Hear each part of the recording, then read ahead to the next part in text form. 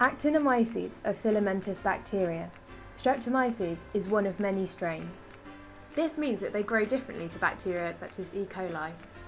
Filamentous bacteria develop through a multicellular life cycle, including substrate mycelia, aerial hyphae that give rise to spores. Because of this, we can't store the cells in glycerol once they've grown up. We have to store the spores of the actinomycetes instead. The first step is to grow the bacteria from a soil sample.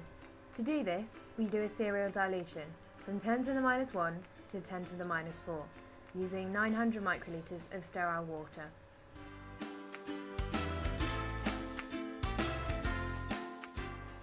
This dilution allows individual colonies to grow on the plate without too much competition from other bacteria growing.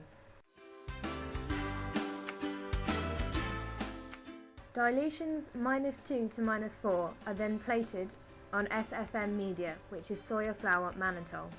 This also contains nystatin, an antifungal. We then let these grow for 5 to 7 days at 30 degrees C. Once it is possible to identify individual colonies growing on the plates, we can then select the actinomycete resembling ones. These are isolated into individual strains using a streak purification on SFM media.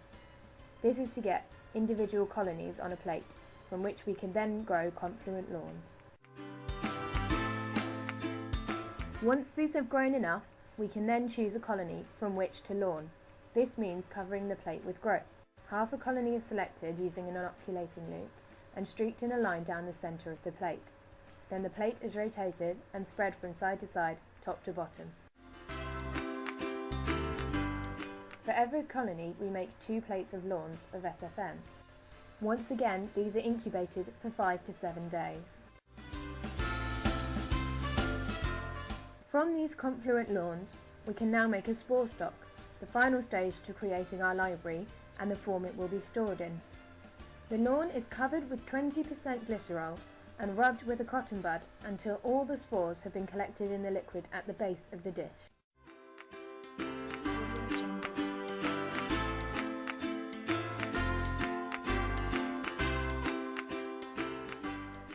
This is then collected and pipetted into an epidural.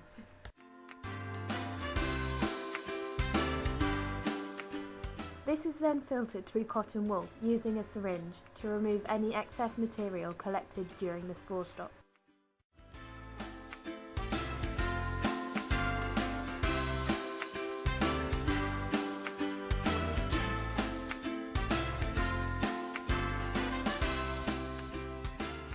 To concentrate the stock, it is then centrifuged at 13,000 RPM for 1 minute, and the supernatant then discarded.